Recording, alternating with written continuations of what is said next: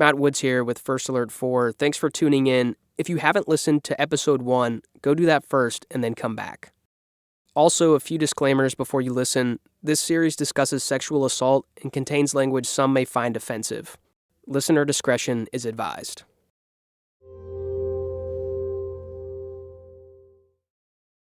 It was around 5 a.m. on May 21st, 1988, when a 21-year-old woman was walking home from her boyfriend's house.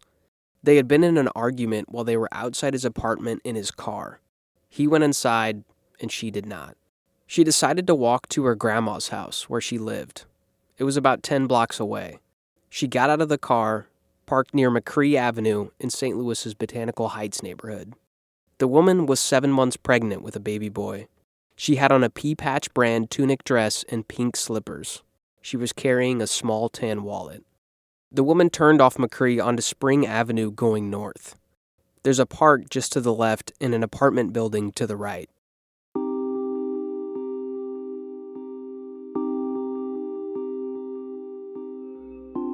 A two-door, older model Chevy, dark blue or green in color, drove by with 3 men inside. One of them asked the woman if she needed a ride. She replied no, and they kept driving. Then the car made a U-turn, and the front seat passenger jumped out and approached the woman. He grabbed her by the hair, struck her in the face, and dragged her into a nearby alley. The driver pulled the car partially into the alley. Him and the other man got out and held the woman down by her hands. The first attacker then raped and sodomized the woman. After a few minutes of sexually assaulting her, the 3 men drove away in the alley. The woman was left there, her dress torn and her personal items laying around. Former St. Louis police officers Ruin Hammond and James Long got a radio call to respond to the scene. Here's Hammond. She was upset, said that 2 persons held her down while another person raped her. After the crime, 2 men driving by saw the woman on the sidewalk crying. She told them she had been raped and needed help. They asked her if she knew who attacked her, but she was inconsolable. Officers Hammond and Long responded to the hospital to interview the victim. There she gave descriptions of the 3 men who attacked her. She said they were around 24 to 26 years old. She said the man who raped her was 5'11 to 6 foot 2 inches tall, slim build, light brown skin, brown eyes, and black hair. He had on a red baseball hat and blue jeans. At the hospital, the victim didn't tell the hospital staff or the police she knew who attacked her, and she didn't say any names. An all-points bulletin was put out with the suspect descriptions, but there were no developments that day. When Officer Long went back on shift that night around 11, he had a phone call. It was the victim. The following is the police narrative of what happened next. The victim called Long because she wanted her wallet back. It had some money and papers in it that she needed. Long and her talked about how they could get the items back to her. After that, Long asked her if she remembered anything else from the crime. According to the police report, that's when she said, for the first time, that she knew of the man who raped her, that she had seen him in the neighborhood before, and she remembered his name. The officers knew someone with that name who lived in the neighborhood, so they put together a photo spread with 5 different mugshots and went to the victim's home to show her. She picked out the second photo, giving the officers probable cause to arrest that man for rape and sodomy. Within 24 hours, Frederico Lowe-Bey was under arrest.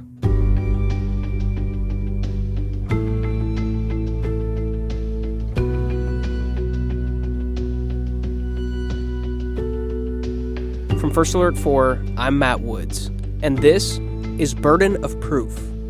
One man's fight to show he's innocent. This is a true story about how difficult it is to prove actual innocence after a jury has declared you guilty.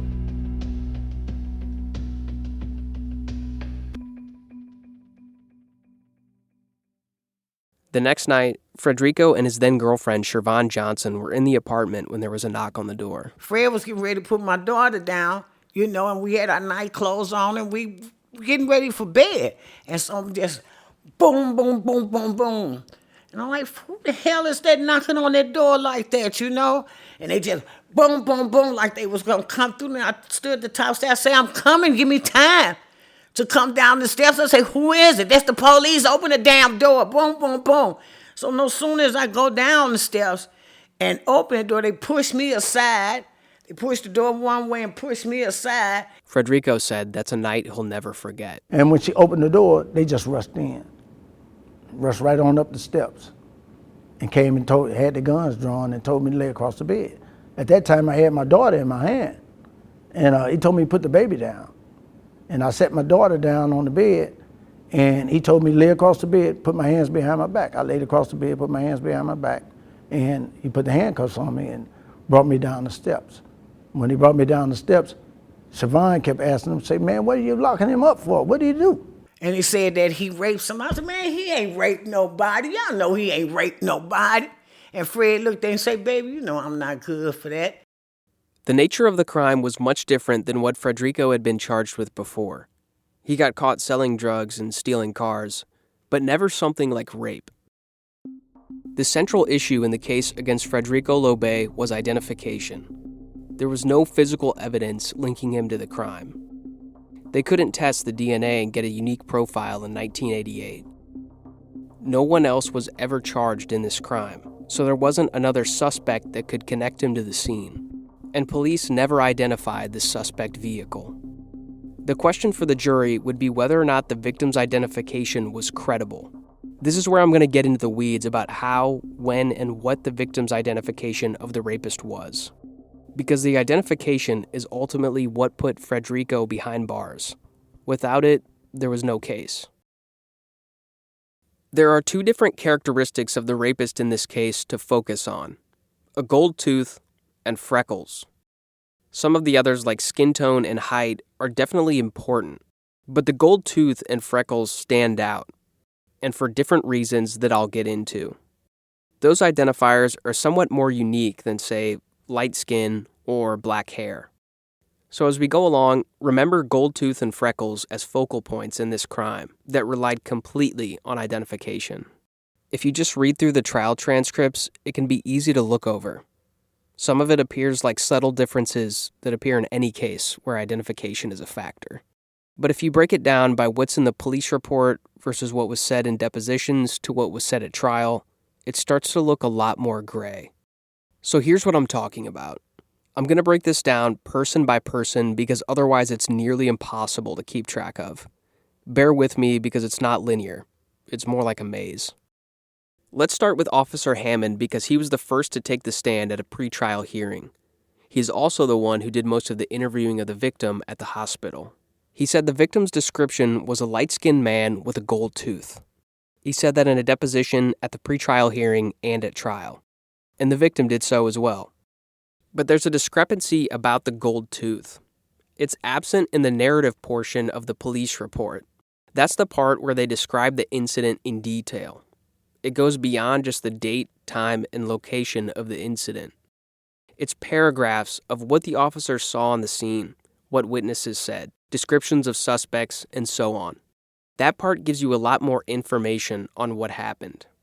So the narrative portion of this police report listed the descriptions of the three suspects. It described suspect number 1, the rapist, as a light-skinned man, 24 to 26 years old, 5'11 to 6'2", brown eyes, black hair, wearing blue jeans and a red baseball hat. But it doesn't say gold tooth there, and not for the other two suspects either. And it was an important question to answer because Frederico Lowe-Bey does have a gold tooth. Here's Jim McCloskey with Centurion Ministries, who took on Frederico's case. Frederico had does have a prominent gold tooth in the upper front of his mouth, and that was never part of the description given immediately after she was raped. On the stand, the defense asked Hammond why the gold tooth was not included in the narrative portion of the police report. His response was that the gold tooth was listed on the suspect page of the report. The suspect page is where it includes a name of the suspect, if you have one, and their physical characteristics. On that page, but not the narrative pages, it lists under Frederico Lowe-Bey, teeth gold. But he didn't explain why he was on one part of the report and not the other. The location of Frederico's gold tooth in the upper front of his mouth was not listed anywhere in the report, even on the suspect page. When I talked to Hammond, he said, for one, that's just way too long ago to remember. I don't know. 37 years ago. I really don't know. But I'm sure everything was brought up during the trial. So his lawyer had the full police report and some. So I don't, if there was a discrepancy, it would have been brought up during the trial. Another layer to the gold tooth description is that Hammond didn't prepare the police report until after he and Long obtained the identification of Frederico. So the officers interview the victim at the hospital the morning of the crime, around 6:30. Hammond puts the suspect descriptions into a computer at 7:45 and then goes off shift. What Frederico's lawyers claim in legal filings post-conviction is that when Hammond entered those descriptions, the gold tooth was not included. That was before the victim had identified any person by name. The officers had the identification of Frederico by first name 14 hours later. It was around 11 p.m. that night when they went back on shift. 4 hours or so after that, around 3 a.m., is when Hammond prepared the police report. That police report has gold tooth on the suspect page with Frederico's name, but not in the narrative paragraphs that describe the incident. But Hammond maintained under oath that the victim included a gold tooth in her first description at the hospital the same morning of the rape. And in his interview with me, he said not preparing the police report until the next shift was actually no big deal. Why wouldn't you prepare the police report when you got back that morning right after interviewing the victim at the hospital? Because we have nothing else. We got notes. We had nothing else to put in the report.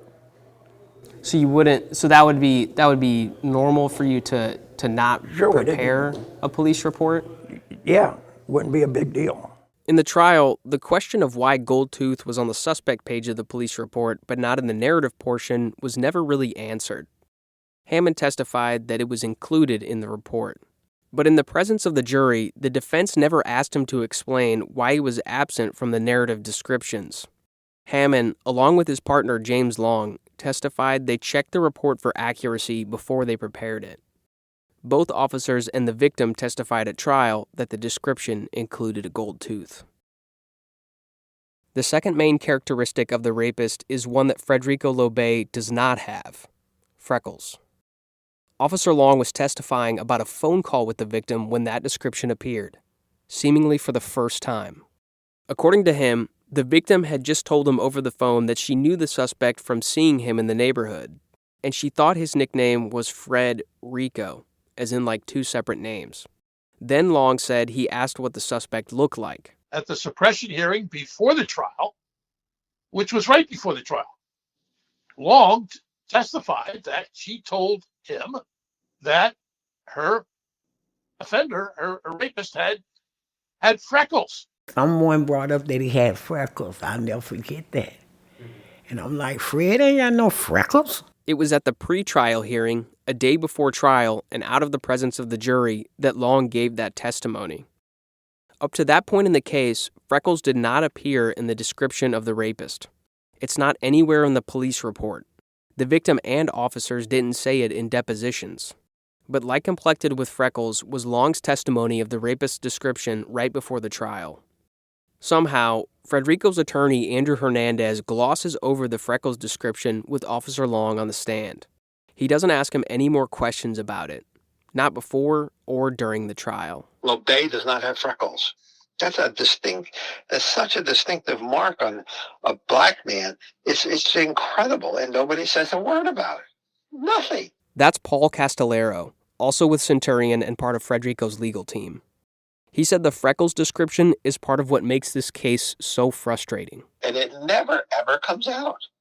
It's unbelievable. It's mind-boggling, actually, when you think about it. I mean, there's no explanation for it other than incompetence. It's unclear why freckles was absent from the police report if the victim had told that to Officer Long in the phone call.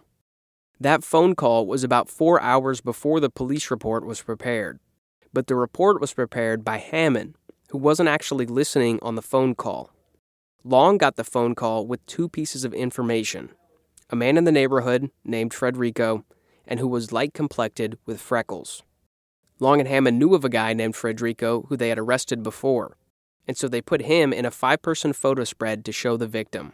After that, Hammond's report included Frederico Lowe-Bey as the suspect, but there was no mention of freckles anywhere as part of the victim's description of the rapist. So the freckles part of the description is washed under the bridge.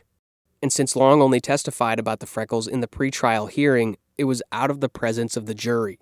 I don't have no freckles on my face. So that ain't Frederico. You only naming Frederico by name. You ain't not naming Frederico by identification.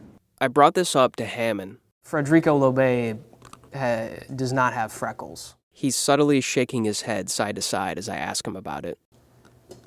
Does that hold any weight to you? Yeah, no, everything is presented to a jury. A jury of 12 people got to hear all the evidence, not just us. Got to hear the victim's testimony, got to hear all the doctor's testimony, got to hear everything.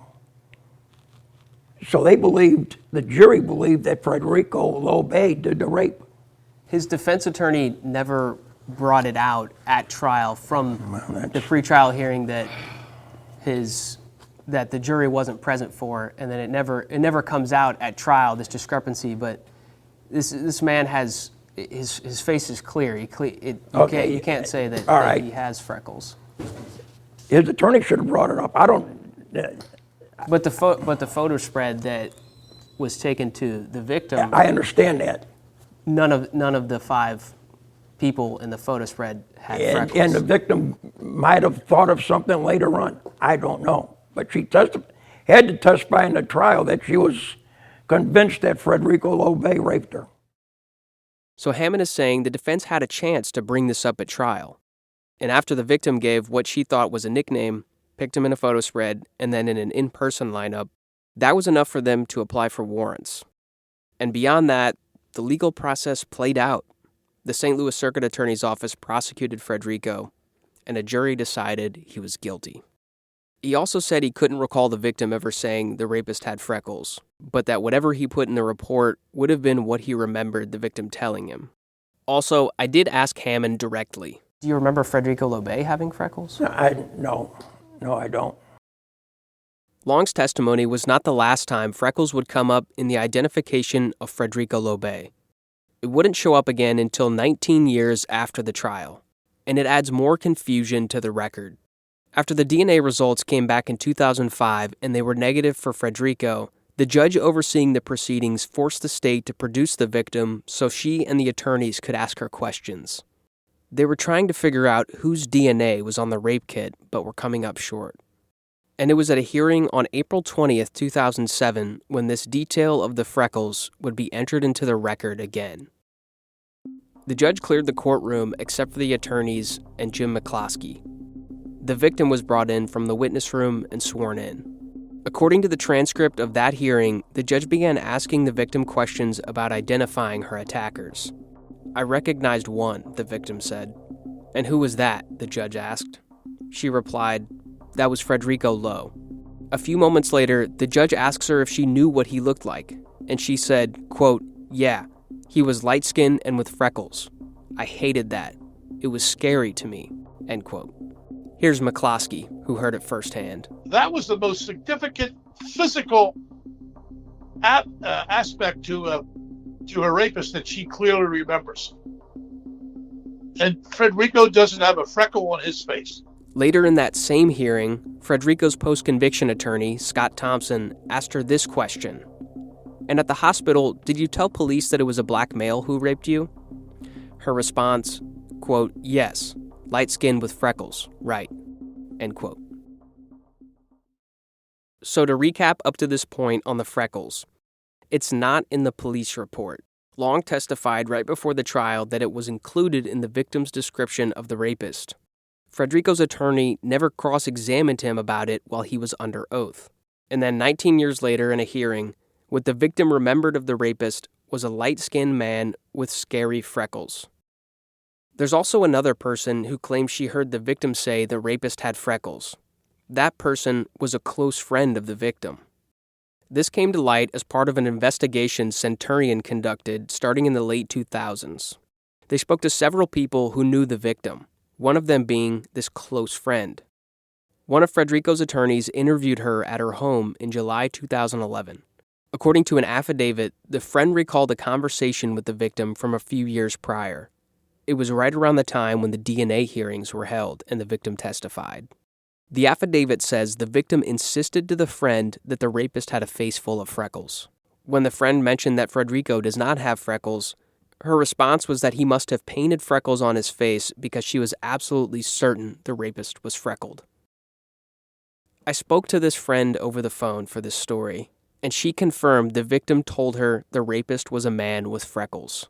She initially agreed to do an interview with me, but she had mentioned that she was recently displaced by a tornado that swept through St. Louis a few months prior. She didn't answer my follow-up calls or messages. The other important factor of the identification is when and how the victim told police who she thought had raped her. She didn't give a name at the scene or at the hospital, according to the officers. In the phone call about the wallet, after being asked by Long, then she made the identification with what she thought was a nickname. Drilling this part down required looking at several different instances the victim was under oath. During the trial, the prosecutor laid the foundation for the phone call, which is when police say she identified Frederico. The prosecutor, Mary Ann Medler, asked the victim if she told Long anything else when she talked to him on the phone about who raped her. To that question, she replied, no. That answer didn't coincide with the state's narrative, so the prosecutor followed up by asking if she gave them a name in the phone call. To that, the victim said she didn't remember. Then the prosecutor broadens the question entirely. What did you ever tell the police about the name of the person who raped you? That question she answered by saying she remembered seeing a person in the neighborhood by the name of Frederico. There are two other answers the victim gives to the same question of when she gave the name Frederico. Let's back up to pre-trial testimony. I would describe it from the transcripts, but Frederico brought this up in an interview, and he cites it almost verbatim. My lawyer asked, well, didn't you identify Frederico as the person who raped you? She said, I didn't say of him. I said of the person who raped me. He said, but you did say Frederico was the person that raped you, did you not? She said, yes, I did, after I saw the picture. The photo spread was directly after the phone call. The officers took the photo spread to the victim with Frederico included because they claimed she had just given the name to Long in the phone call. So the officer said it went like this: descriptions only at the hospital, then the first name in a phone call, then the identification in a photo spread. But the victim said something different every time she was under oath. She said in a deposition that she gave the name at the hospital. Right before the trial, she said she gave the name after seeing the picture in the photo spread. And during the trial, she said she couldn't remember if she gave the name in the phone call. Hammond and Long both described the identification in this case as being cut and dry on their part. She gave Long the name in a phone call, they took over the photo spread, and she identified Frederico almost immediately. According to Hammond, she was certain that it was him. We brought over the picture spread. She identified Frederico Lowe-Bey, and at that time we put a warrant out for him. Did she identify him immediately? Do you remember? Is that pretty much so. She said, "This is the man who raped and sodomized me," and she was. How sure would you say you think she was? 100%. The victim maintained Frederico Lowe-Bey was the person who raped her at trial. During the state's case, she identified him in the courtroom as the perpetrator. And that was what the state hinged on to meet their burden of proof. The state's theory that Frederico Lowe-Bey raped and sodomized a woman in a South City alley places him near the corner of Spring and Folsom at 5 a.m. on May 21, 1988. The defense's counter to that was that he couldn't be in that alley because he was at home sleeping during that time. Frederico did not testify on the advice of his attorney, but his alibi witness was Shervon Johnson. She testified that she and Frederico were home when the rape happened. They lived on Shaw Boulevard, a block south of Highway 44, which divides the neighborhoods to the north and south. Just north of the highway is the intersection of Spring and Folsom, where the rape happened, so it's only a few minutes away. But Johnson testified that for the simple fact that Frederico was at home, in their bed, at 5 a.m., he couldn't have been the rapist. She's still adamant to this day that he couldn't have done it. If I feel Fred had done it in any type of way, I wouldn't have stood by him. You know what I'm saying? I would have told the truth. Where he wasn't with me and so-and-so, so-and-so. I don't know where he was, but he was with me, him, and my daughter. So if he had left the house, you would have testified known. Yeah, I would have known. If he had left the house. Johnson testified that the same night of the rape, she and Frederico were at a friend's house until about 10:30. Then they went home and put her daughter down and stayed up after that. She said they went to bed around 2:30, maybe 3, and it was a few hours later that the rape happened. But Johnson said she doesn't think he left the house that morning. I don't care what questions you in, which way you rephrase it, and this, that, and the other. It's the truth, and ain't nothing gonna change in what I'm saying. And when you came off the stand, did you feel like the jury believed what you were saying? Yes. Because it was the truth, and how could you not believe what I'm saying? I mean, I'm not sitting up there, none of this. I'm sitting up there looking dead faced eye to eye with him when he's asking me these questions, It wasn't no nervousness, none of that. She also said she thinks she would have heard the rape allegation from someone else on the street if it was Frederico. But she claimed to me that she never did. Some kind of way, if he had raped that lady, it would have gotten back to me. Somebody's going to let me know that he did that, But everybody was shocked. Everybody was shocked because they know Fred didn't have to rape anyone. The prosecution tried to undermine Johnson's credibility. They claimed that Johnson was testifying for Frederico because she was scared of him. Their offer of proof was that Frederico slapped her after a verbal argument one time at a friend's house. Someone else who was there called the police. She testified during the rape trial that they made up after the argument and the charges were never pursued. 37 years later, Johnson did not describe Frederico as an abusive person. Quite the opposite, actually. I believe when you testified, the prosecution tried to make it seem like you were afraid of Frederico, and that's why you were testifying on his behalf. No, I was testifying on his behalf because it was the truth. I was there, afraid. I'm not going to be living with anybody I'm afraid of. Sleeping in the same bed with someone I'm afraid of. Have my child around someone I'm afraid of. Not afraid of him. I wasn't afraid of him. I'm telling the truth. Simple as that. And they tried to mix me up, but they couldn't. Because the truth, if you're telling the truth, I mean, you can't do nothing but tell the truth. You can't touch that. And once I came off that stand, and they say I was a good witness, because they couldn't twist. They tried to twist me, and, no.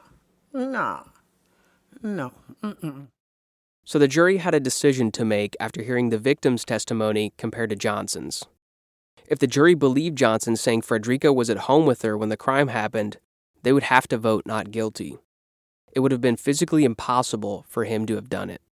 But you also have to consider that during the state's case, the victim identified Frederico in the courtroom as the person who raped and sodomized her. It's a powerful moment in a courtroom when they ask, is the person who committed this crime in the courtroom today? And they say yes and point to the defendant. It's damning and convincing. The defense tried to attack the credibility of Officers Hammond and Long. Public Defender Andrew Hernandez tried to make it seem like they had it out for Frederico, that they wanted him locked up and were going to get him one way or another. They had arrested him on 3 occasions. The first was the marijuana possession charge in July of 1987. Frederico was acquitted of that charge in April the next year. The second arrest was later that month, and that's the arrest Frederico filed an internal affairs complaint over. He claimed they roughed him up on the way to the police station. And the third arrest was for rape and sodomy, which landed him in prison for 85 years.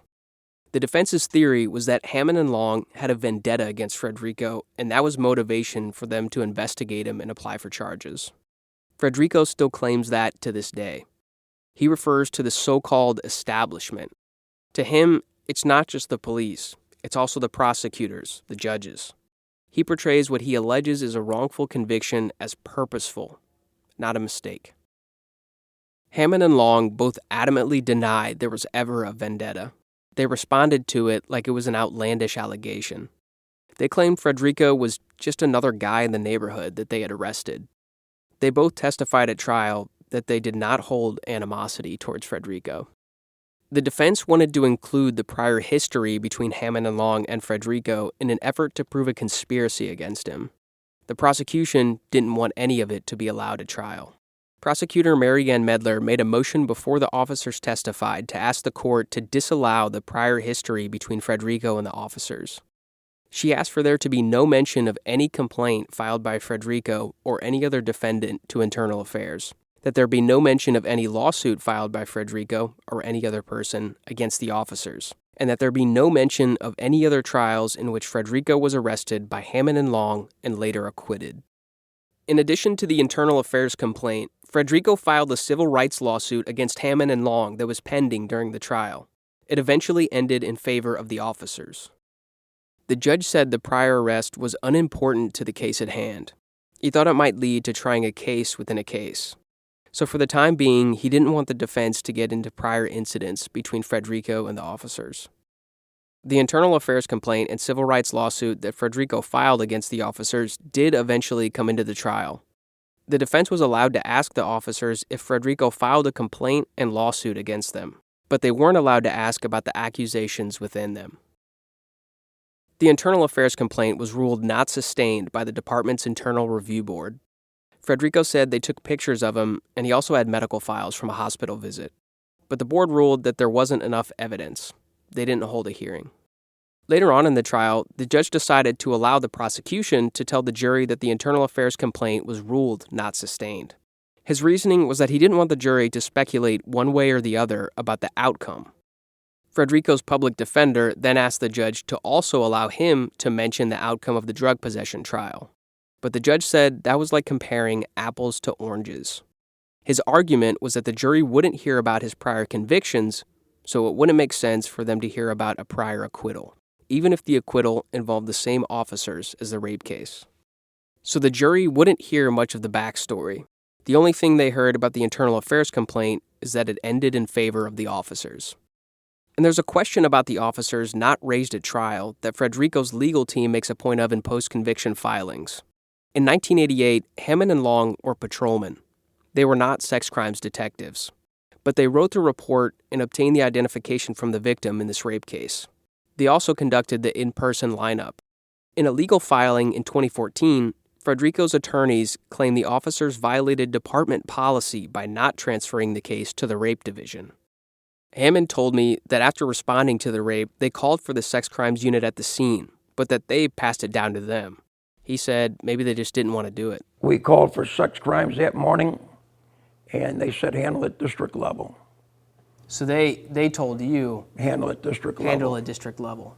Was that standard back then? Sometimes they get off the same times we do. Maybe they didn't want to stay over at that time. As for the policy question that Frederico's lawyers bring up, Hammond said it was whatever the sex crimes unit said. If they said to handle it at district level, that's what you did. Frederico's attorneys go even further than saying the sex crimes unit didn't investigate the rape. They claim in the same filing that no detective, not just a sex crimes detective, but any detective period, investigated the incident. At trial, Hammond testified that sex crimes did in fact conduct an investigation that followed his and Long's work. But if that's true, it didn't turn up much. The other two attackers were never identified. Neither was the suspect vehicle. There was another element to the case against Frederico Lowe-Bey that bolstered the state's allegations against him, and it was included in the trial for rape and sodomy. Frederico got 15 years for this charge, and he's already served 37 years in prison. So for that reason, I haven't focused on this aspect until this point. But it was part of the trial, and it likely helped him get convicted on the other two charges. So on June 1st, 1988, 10 days after the rape, the victim got a phone call at her grandmother's house. When she answered, it was a woman on the other line. And then a third party was transferred in. And according to the victim, that person threatened to have her killed if she didn't drop the charges. The police were called and a report was taken. And Frederico was then charged with tampering with a witness. This phone call added credibility to the rape and sodomy Frederico was already accused of. The victim said, I called her and threatened her. I didn't call her. The telephone company say where we used the telephone at down in the city jail, it couldn't have never came from that jail and going to her. I had witnesses that we was locked down at that time on a Wednesday. I could never call her and threaten her. I never called her. They gave me that sentence anyway. Why? She said she recognized your voice. Because she recognized me in the alley, right? That's what she said. I remember his voice from the alley. He claims at the time of the alleged phone call, the floor was on lockdown. Everyone was in their individual cells without access to the phones. One of the defense's witnesses was a correctional officer named Darrell Lewis Pitchford. He testified that another correctional officer brought Frederico out of the lockdown area to talk to him after law enforcement got wind of the threatening call. But Hernandez, Frederico's attorney, didn't ask him if Frederico being in the lockdown area would mean he didn't have access to the phones.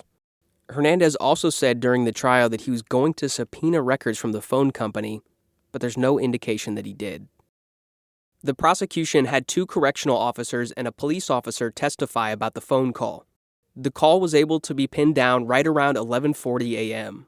The cop testified that he got a radio assignment at 11:55 a.m. to respond to the victim's home. But the time he got there and spoke to her and then called the jail, it was after 12.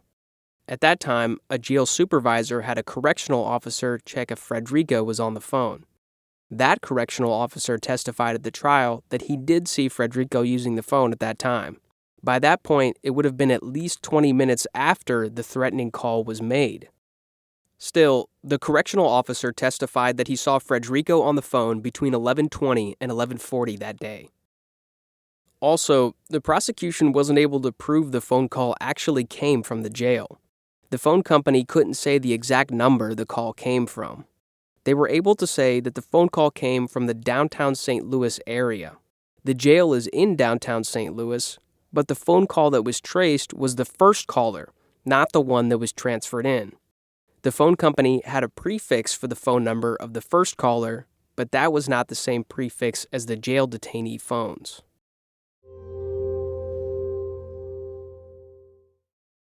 In prosecutor Marianne Medler's closing arguments, she told the jury that she needed one witness to prove the state's case. The victim is this case, she said. If they believed her beyond a reasonable doubt, then her testimony alone was enough to convict Frederico Lowe-Bey. Frederico's attorney, Andrew Hernandez, tried to paint a picture of bias from Officers Hammond and Long. He pointed to the internal affairs complaint, the pending civil rights lawsuit, and an assault they arrested Frederico for in which he was never charged.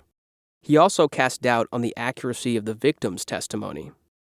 The jury deliberated for around 3 hours after the trial concluded. Late that night, they returned their verdict. Guilty on all charges. Shervon Johnson was in the courtroom when Judge Richard Meehan handed down sentencing.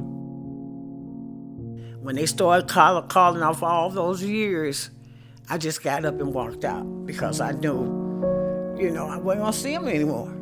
Not a free man, and I went to the bar and started drinking, because I didn't know what else to do. They finally got him. They said they were. Was there a moment that you accepted the fate that he was given, that he was going to die in prison? That day. When I heard that 85, and I walked out the car, I said, I'll never see Fred again. I just knew it. 35 years for rape, 35 years for sodomy, and 15 years for tampering with a witness. It was exactly what the prosecution recommended for sentencing. The charges were to run consecutive, meaning one after the other.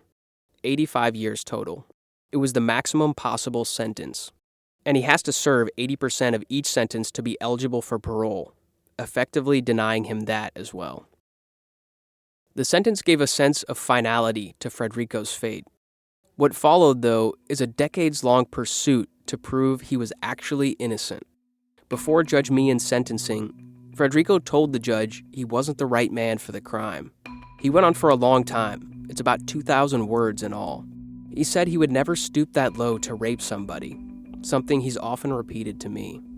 He also said a black person doesn't stand a chance of winning anything with public defenders representing them. Since that day that he was sentenced to life in prison, he's been trying to convince a court and the public that he was wrongfully convicted. His best shot at doing that was DNA. But to go up against the justice system in Missouri, he was going to need some serious help. I said, Jim, I need some help. I got some action. The DNA we found, the sperm that they found, the judge's gonna give me a hearing.